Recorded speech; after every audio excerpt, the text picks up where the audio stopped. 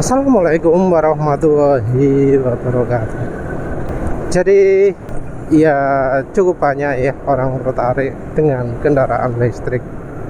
Nah, kali ini penulis ini mau ya mengajak orang yang kepincut motor listrik untuk tetap pakai motor bensin.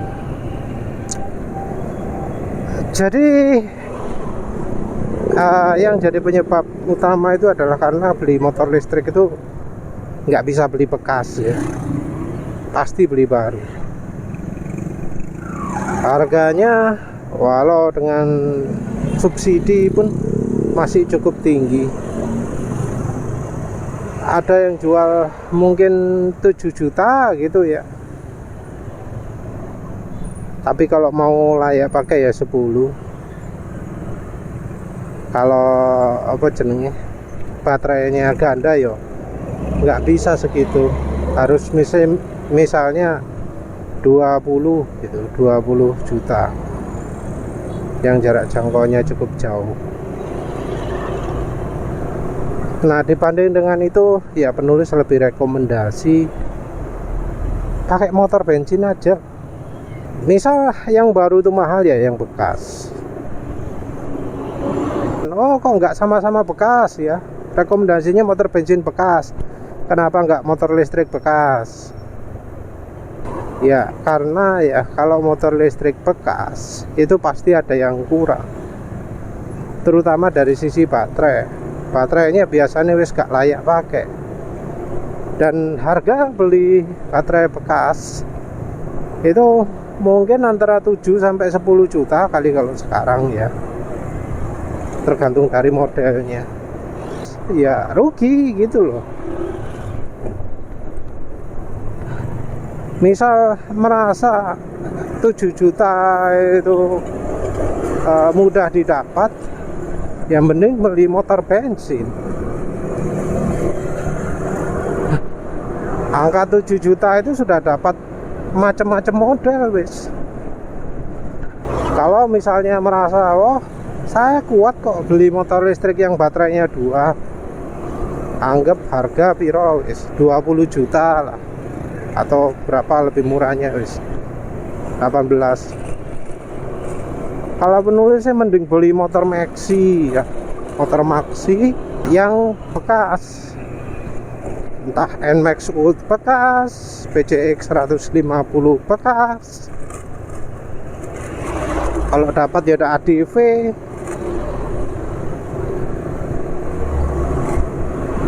Itu sudah lebih mentereng ya, tinggal dipoles ulang wis sip ya. Daripada motor listrik harga 17 juta yang tampilannya ya jauh lah ya. Kalau sisi tampilan mungkin modelnya keren, tapi kalau lihat model-modelnya kan ya murahan toh motor listrik itu. Nggak ada motor listrik yang terkesan wah mewah gitu ya, kesannya pasti murahan. Murahan karena yo kalau misalnya remnya cakramnya cili, pakai suspensinya welek, bannya kecil, bodinya tipis, plastiknya kualitas rendah. Jarang ada motor listrik premium ya. Untuk motornya ya penulis tentu ngomong motor matic ya, soalnya sing yo perbandingan setara lah ya, yang imbang. Model ya biasanya motor bensin cuma model lama gitu ya, karena kalau kita beli bekas yo gak mungkin lah dapat model baru. Motor baru sekarang harganya 20 jutaan. Tentu ya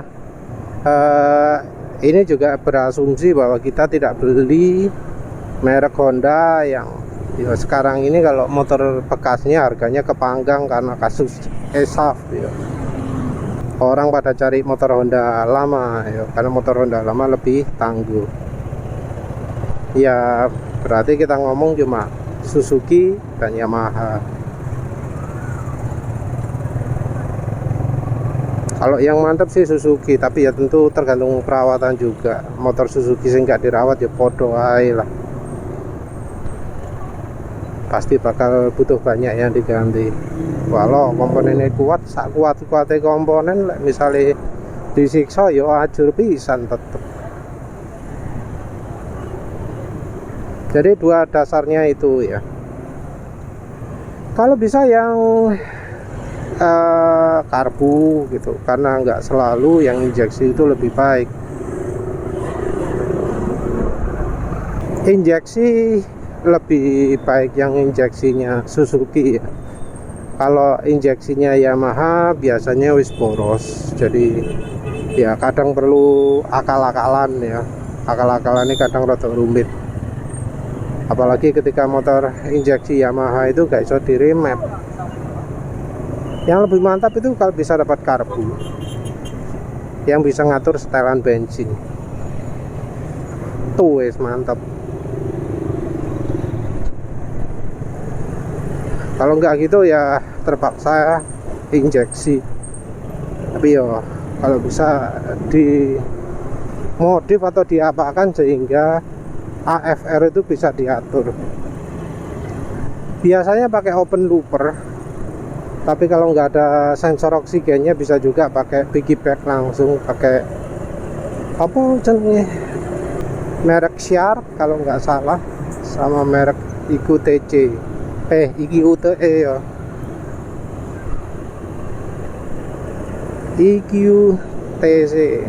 IQTE. Nah, salah satu alasan orang itu beli motor listrik adalah karena motor listrik itu dianggap lebih murah. Tapi orang ya sering nggak sadar bahwa harga lebih murah ini sering kali diiringi dengan kemampuan yang menurun jauh. Jadi orang banyak yang nggak tahu performanya beda jauh ya. Sentakannya motor listrik itu mantap. Jadi motor listrik itu menang di torsi awal, tapi setelah jalan no torsi ini mana. Jadi torsi gede cuma di awal-awal, mari lu gak mau torsi ini mana. Beda dengan motor bensin yang torsi ini awalnya lemah, makin lama makin kuat. Nah, untuk bikin motor bensin itu bisa ya seirit lah, yang katanya lebih irit kan, bisa irit ya kita harus menyamakan lah performanya motor bensin itu dengan motor listrik. Satu, ya bensinnya juga harus bisa pakai bensin murah, Pertalite. Kalau memang motor itu kompresinya tinggi, ya dibuat kompresinya rendah. Kompresi statisnya misalnya ya, sealnya head cylinder itu dibuat double rangkap. Aslinya cuma satu, kita pasang 2 atau 3. Wes, itu wes bikin motornya itu nggak butuh dah yang namanya Pertamax atau Ron 92 lain. Pertalite cukup. Lek sono premium ya premium cukup. Terus yang berikutnya adalah gimana caranya tenaga itu munculnya di RPM rendah. Idealnya sih ganti noken as. Tapi masalahnya sing dodolan noken as irit gak ono. Orang jual noken as aftermarket itu ya biasanya untuk buka tenaga RPM tinggi, bukan buat motor irit. Mungkin dulu ada yang jualan noken as irit, kalau sekarang kok gak nemu ya. Karena dari noken as nggak bisa, ya kita pakai cara yang berikutnya. Saluran udara masuk, saluran udara keluar dibuat lebih panjang, lebih kecil. Ya apa caranya? Salah satu caranya ya silak. Kebanyakan motor matic itu di bagian tutup box filternya ada lubang udara, ada pipa udara. Kalau ada pipa, kita tinggal ganti dengan pipa yang lebih kecil. Kalau lubang, ya diperkecil lubangnya, ya apa caranya. Dan kalau memang misalnya nggak pernah butuh kecepatan di atas 80 ya, seperti halnya kalau kita pakai motor listrik, kecepatan maksimal mungkin 70, 60 atau bahkan ada yang 40. Ukuran diameter sileknya yang ditutup box filternya nggak perlu besar-besar, 1,3 cm. 1,3 cm ini bisa universal ya, di motor matic yang 110, 115, 125, 155 atau 157, seperti misalnya NMAX, Aerox, Lexi, PCX, Stylo, Vario, ADV ya. Jadi nggak usah banyak-banyak, 1,3 cm diameter dalam pipanya sudah cukup. Diameter lubangnya 1,3 cm sudah cukup. Penulis terapkan itu di Honda Beat ya, nyatanya bisa enak tendangan di RPM rendah dan irit, padahal dulu boros. Penulis ya pernah menerapkan di NMAX, cuma ya karena penulis harus uji oli, harus jalan lebih kencang, ya penulis pilih yang diameter 2 cm. Tapi kalau misal ya pingin tendangan bawah kuat, pingin irit, ya penulis bakal pakai 1,3 cm. Di motor Next 2 juga penulis ya seneng aja pakai 1,3 cm.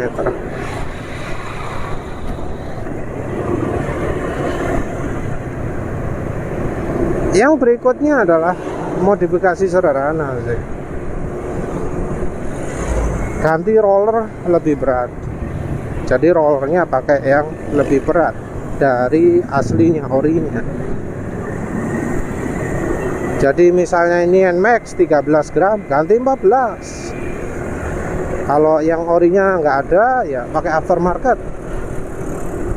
Kalau nggak salah dari Dokter Puli ada ya yang 14. Mbok sih ono sing dodolan apa enggak? Soalnya biasanya wis entek. Merek-merek lainnya juga sama, ganti yang lebih berat. Ya mungkin kebanyakan orang itu bakal protes, wah mas gak enak nanti tarikannya mas, karena RPM motor jadi rendah sekali ketika jalan.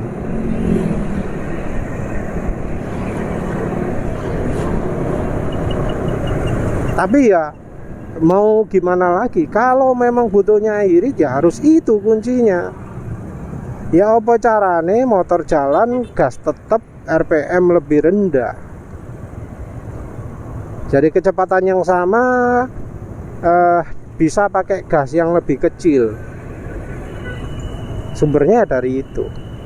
Jadi minim 2 itu ya. Modifikasi saluran udara sehingga tenaga itu munculnya di RPM rendah, dan modifikasi rasio gigi sehingga ya ketika RPM normalnya itu kecepatan bisa lebih tinggi atau kecepatan yang sama bisa dicapai dengan RPM lebih rendah. 2 itu mantap. Kalau yang lain-lain menurut penulis ya cuma tambahan lah ya. Mau pakai magnet, aditif, pro kapasitor, itu cuma tambahan lah menurut penulis, bukan hal pokok. Base minim 2 itu. Terus kalau perlu melakukan modifikasi lain ya bisa, misalnya bodinya digunduli ya, karena toh ya motor listrik itu biasanya punya keunggulan bodi ringan, baterainya abot. Bodinya kan plastiknya cuma tipis gitu ya biasanya motor listrik. Nah kalau kita pakai motor bensin ya dikurangi lah yang bikin berat itu. Misalnya kalau NMAX ini ya bagian bodi depan, visor ambil, lepas semua, gunduli wis. Kan nggak butuh saya. Bagian kaki ini diganti, karek no sisanya apa, disisakan cuma besinya saja ya. Kan ada pijakan kaki, terus kasih karet, wis cukup. Sisakan bodi belakang, misalnya ingin mempertahankan lampu belakang, liane gak usah wis. Jadi ya kelemahan motor bensin sekarang kan bodi ini antep ya. Ya apa caranya cek enteng. Kalau mau lebih ekstrim lagi ya bane ganti ban cacing gitu ya, bisa lebih irit lagi. Sekarang kan bannya lebar-lebar kalau motor itu, ganti ban becak ya istilahnya. Oh ya, mungkin bisa juga dilakukan modifikasi ke gasnya ya. Jadi salah satu kebiasaan buruk pemakai motor bensin itu adalah kalau ngegas gasnya pol ya. Padahal ya harusnya nggak butuh tinggi ya untuk mencapai kecepatan tinggi. Contoh nih, penulis gasnya cuma separuh ya, tapi wis mlaku 70, mlaku 60, 70. Gas separuh padahal. Jadi kalau pengen ngirit ya gasnya aja dibuka gede-gede ya. Gas separuh ini wis cukup. Tuh nambah ngirit itu. Apa mana ya kira-kira ya? Ya pokoknya tujuannya biar irit lah ya. Yang jelas harga motor listrik itu sekarang ini masih jauh lebih mahal lah daripada motor bensin dengan kemampuan yang sama.